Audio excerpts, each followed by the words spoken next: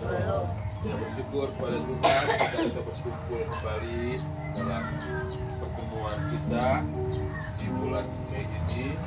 Hanya dua yang kurang, yang lain tidak datang, dan juga pendamping Paraja yang belum ada.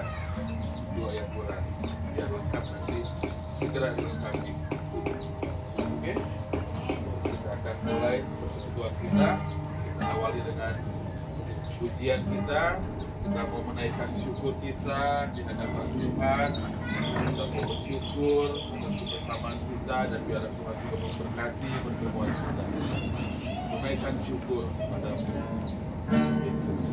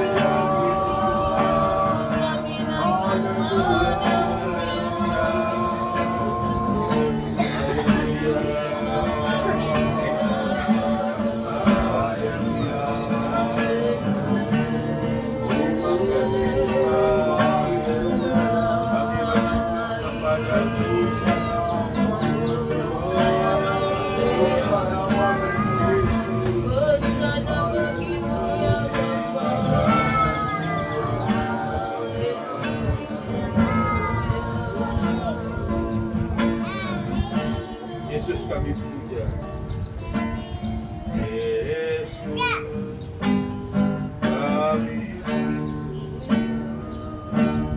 kami puja, kami sembah sebagai Raja, berdiri di tengah kami, ditinggikan dan dipuji. kami puja. Yesus kami puja, kami sembah sebagai Raja, berdiri di tengah kami, ditinggikan dan dipuji. Sembah dan puji penuhi kata-Mu. Sembah dan puji penuhi kata-Mu. Sembah dan puji penuhi kata-Mu. Yesus Tuhan adalah Raja. Dari awal kita akan berjumpa. Yesus kami puja, kami sembah sebagai Raja, berdiri di tengah kami,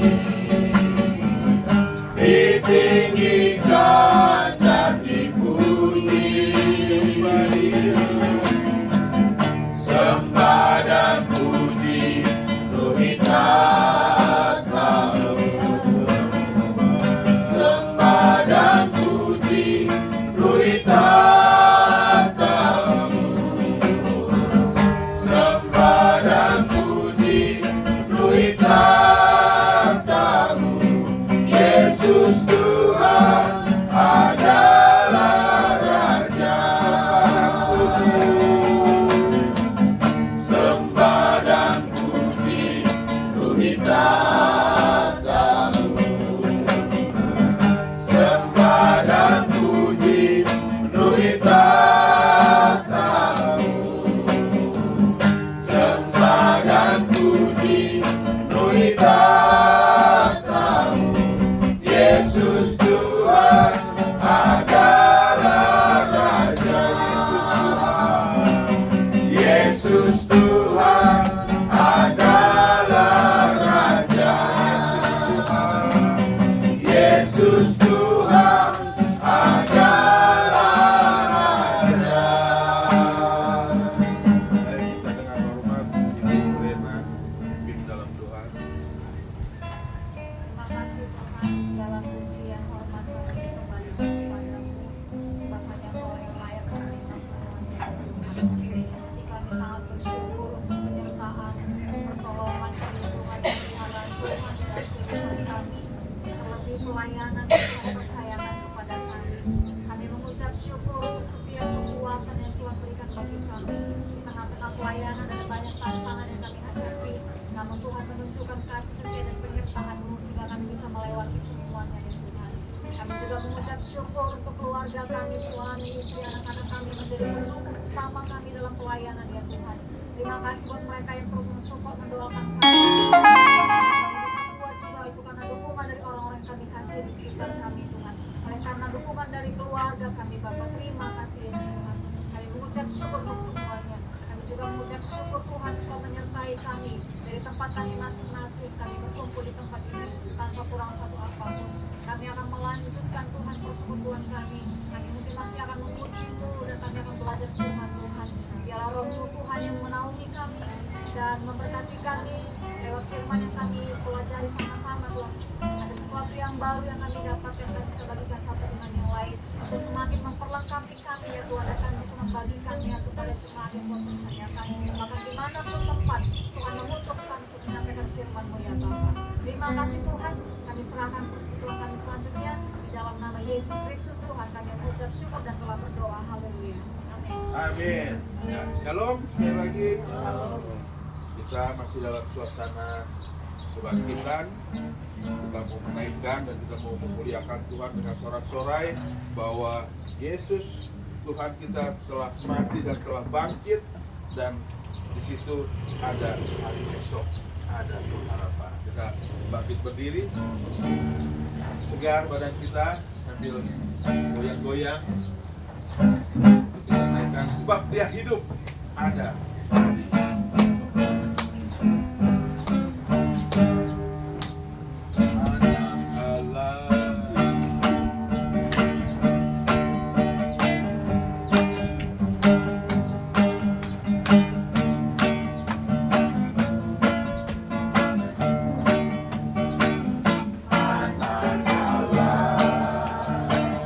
Yesus namanya menyembuhkan, menyucikan, bahkan mati tebus dosaku, kubur kosong membuktikan Dia hidup, Sebab Dia hidup, sebab Dia hidup. Ada hari esok, sebab Dia hidup. Ku tak gentar, karena ku tahu Dia pegang hari esok. Hidup jadi berarti sebab Dia hidup. anak Allah. Anak Allah, Yesus namanya menyembuhkan, menyucikan, bahkan mati tebus dosaku, kubur kosong membuktikan Dia hidup, sebab Dia hidup. Ada hari esok, sebab Dia hidup. Ku tak gentar, karena ku tahu Dia pegang hari esok. Hidup jadi berarti sebab Dia hidup, sebab Dia hidup. Ada hari esok, sebab Dia hidup. Ku tak gentar, karena ku tahu Dia pegang hari esok. Hidup jadi berarti sebab Dia hidup. Hidup jadi berarti sebab Dia hidup. Hidup jadi berarti sebab Dia hidup. Masih ada sukacita? Amin. Masih kita bersorak-sorai dengan Tuhan. Kita nyatakan lagi, tak pernah kita ragu akan kesetiaan-Mu. Tak pernah ragu.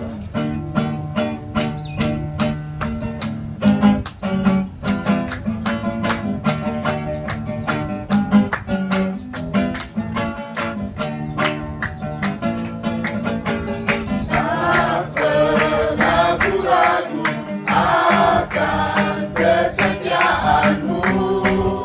Kau pegang hidupku, sepenuh jiwa.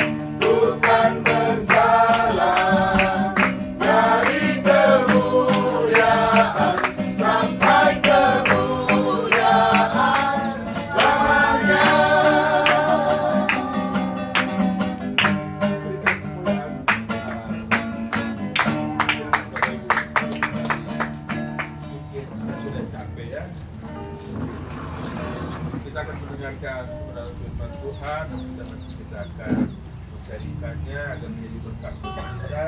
Namun sebelumnya kita akan mulai dengan sebuah pujian Yesus setia. Meskipun Tuhan tak menolongmu,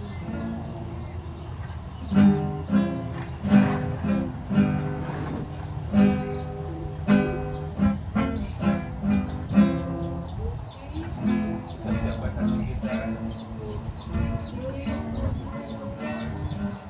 meskipun Tuhan tak menolongmu,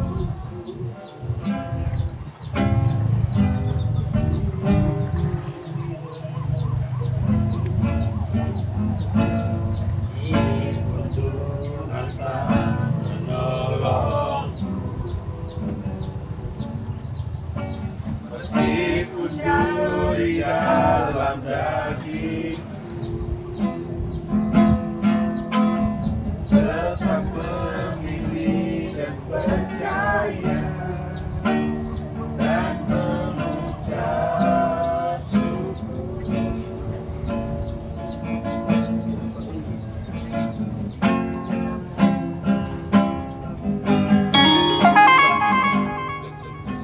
Meskipun Tuhan tak menolong, Meskipun ada di dalam dagingku, tetap memilih dan percaya dan mengucap syukur.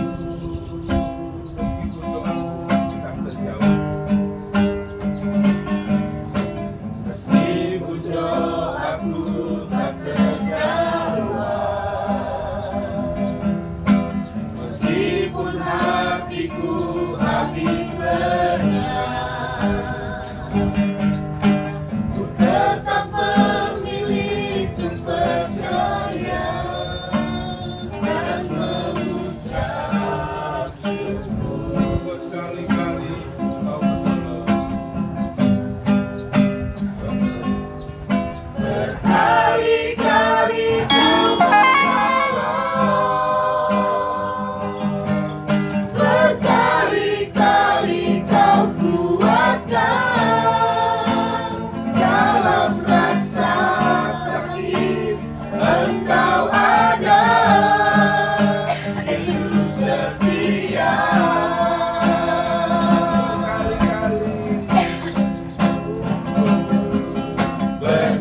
Berkali-kali Kau menolong,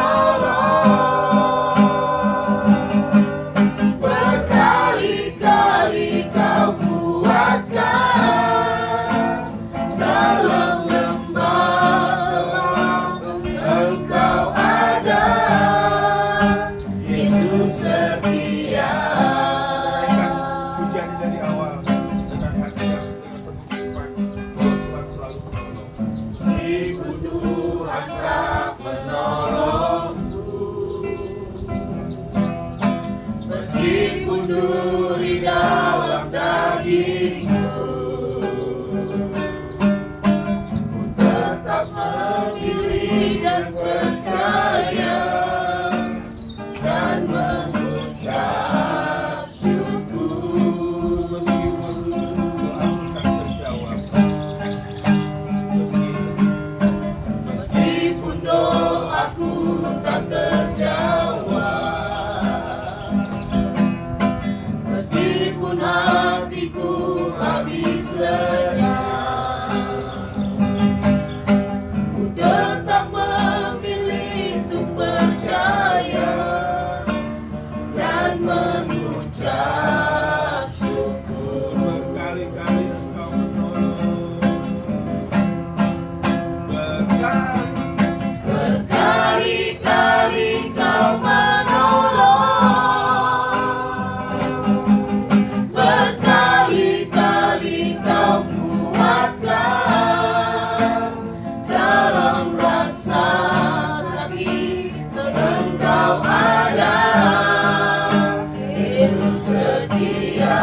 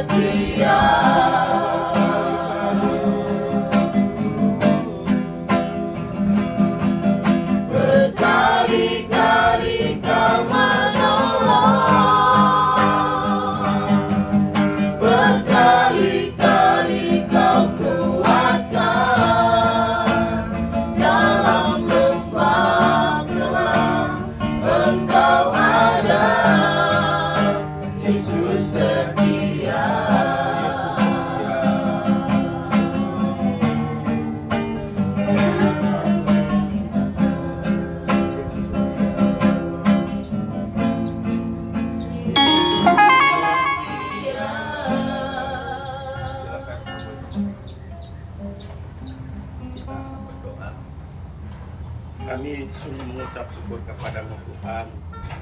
Engkau setia dalam setiap karyamu bagi setiap kami, dan karena itulah kami masih ada sampai pada sore ini. Terima kasih Bapa untuk segala kebaikan yang telah Kau buat bagi kami semua. Dan sore ini berkatilah Kau bagi kami semua melalui kebenaran firman Tuhan yang akan kami renungkan bersama-sama. Roh Kudus menolong kami, memberi kami hikmat dan pengertian sehingga firman-Mu yang kami dengar kami dapat memahami, merenungkannya dan melakukannya dalam kehidupan kami. Waktu ini kami serahkan ke dalam tangan kasih-Mu dan kami siapkan hati untuk mendengarkan firman-Mu dalam nama Tuhan Yesus Kristus. Amin. Shalom bagi kita semua. Puji Tuhan, Tuhan boleh memberkati kita, dan sore ini kita bisa bertemu dalam anugerah Tuhan. Bapak Ibu, saya membagikan bagian ini dan berharap kita bisa merenungkannya bersama-sama. 5 ayat di dalam kitab Hakim-Hakim pasal yang kedua, ayat yang pertama sampai ayatnya yang kelima. Hakim-Hakim pasal 2 ayat 1 sampai ayat yang kelima, dan mari kita merenungkannya secara bersama-sama. Saya akan membacakan itu kita, Hakim-Hakim pasal 2 ayat 1 sampai ayat yang kelima. Demikian firman Tuhan. Lalu malaikat Tuhan pergi dari Gilgal dan ke Bokim dan berfirman, telah kutuntun kamu keluar dari Mesir dan kubawa ke negeri yang kujanjikan dengan sumpah kepada nenek moyangmu, dan aku telah berfirman, aku tidak akan membatalkan perjanjianku dengan kamu untuk selama-lamanya. Tetapi janganlah kamu mengikat perjanjian dengan penduduk negeri ini, nisbah mereka haruslah kamu robohkan. Tetapi kamu tidak mendengarkan firman-Ku, demikian. Lagi aku telah berfirman, aku tidak akan menghalau orang-orang itu dari depanmu, tetapi mereka akan menjadi musuhmu, dan segala Allah mereka akan menjadi cerah bagimu. Setelah malaikat Tuhan mengucapkan firman itu kepada seluruh Israel, menangislah bangsa itu dengan keras. Maka tempat itu dinamai Bokim. Lalu mereka mempersembahkan korban di sana kepada Tuhan. Hakim-Hakim pasal 2 ayat 1 sampai ayat yang Bapak Ibu, kita baru saja merayakan Paskah 2 minggu yang lalu. Bagaimana Kristus telah berkorban untuk penebusan dosa-dosa kita, dan kita boleh mengalami kemenangan atas kutuk dosa. Bagaimana Kristus menyelamatkan akan kita kayak sana. Nah, saya memberi tema kecil dalam 5 ayat ini, yaitu konsisten hidup di dalam Tuhan. Bapak Ibu, kalau kita lihat Hakim-Hakim pasal 2 ini adalah situasi di mana bangsa Israel setelah di pasal 1 kita melihat Yosua mati, maka bangsa Israel kehilangan arah. Tidak tahu lagi siapa yang akan memimpin mereka. Kita tahu bahwa Musa memimpin mereka keluar dari Mesir. Setelah itu Musa selesai masa tugasnya, kemudian digantikan oleh Yosua. Dan setelah Yosua selesai masa tugasnya, maka kemudian bangsa ini kehilangan arah. Tidak ada lagi yang memimpin akan hidup mereka. Maka mulai kita hakim-hakim muncul banyak hakim-hakim yang muncul. Misalnya Samgar, ada Deborah, ada Simson, ada juga yang lain. Begitu banyak hakim-hakim yang muncul. Karena apa? Karena bangsa Israel tidak lagi ada satu figur yang mengarahkan akan hidup mereka setelah mereka ada di tanah perjanjian, di mana tanah yang telah dijanjikan oleh Tuhan kepada Israel. Nah, inilah yang membuat situasi Israel kehilangan arah, kehilangan fokus. Ikut Tuhan karena sudah sampai di tempat perjanjian, tanah yang dijanjikan sudah ada, lalu apa yang mereka mau lakukan sekarang? Nah, Bapak Ibu yang dikasihi Tuhan, paling tidak ada 3 hal kalau saya lihat di situ. Kata yang menarik adalah telah kutuntun kamu keluar dari Mesir. Ini sekali lagi Tuhan melalui malaikatnya mengingatkan akan Israel akan satu hal yang sangat penting, bahwa kamu itu yang sekarang ada di sini Kita tahu bahwa ini mungkin sudah generasi yang kedua, karena yang pertama sudah selesai, karena hanya Yosua dan Kaleb yang masuk ke tanah Kanaan. Dan ini kemudian generasi yang kedua, maka banyak mungkin di antara mereka tidak mengalami apa yang terjadi ketika bersama dengan Musa dan Yosua.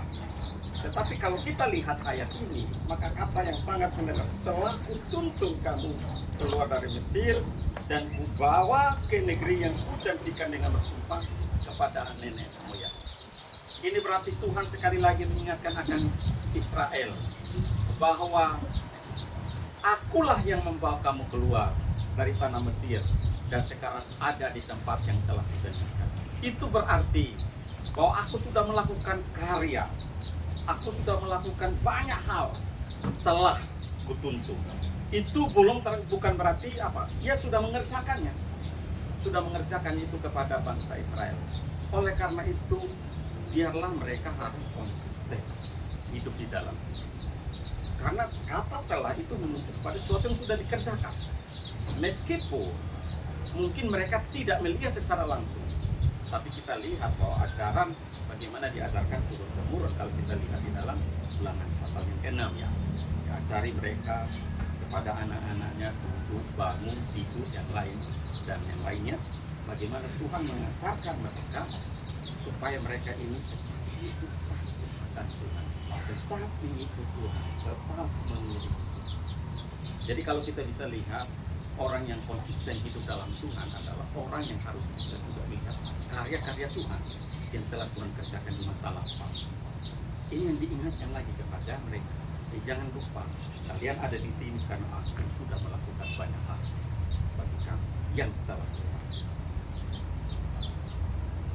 Sebenarnya orang yang konsisten itu, orang yang konsisten adalah orang yang tidak berubah. Kalau kita lihat kamus katakan konsisten tidak berubah, tidak diubah-ubah oleh satu prinsip yang lain. Dia konsisten dengan norma, aturan di dalam satu waktu, keadaan apapun, situasi apapun tetap. Nah, Israel nanti kita akan baca selanjutnya. Setelah mereka ada di tanah Kanaan, mereka dihadapkan dengan berbagai macam hal. Nah, ini konsistensi mereka. Apakah tetap? Maka malaikat Tuhan ingatkan mereka bahwa ingat, telah aku lakukan, telah aku kerjakan, maka hendaklah kamu tetap konsisten. Konsistenlah, ikut aku. Setialah ikut aku.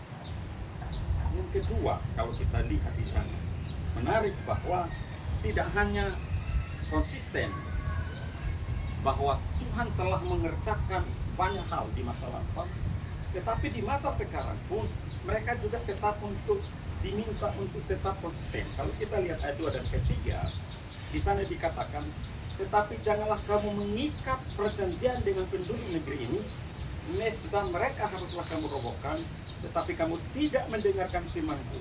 Mengapa kamu perbuat demikian?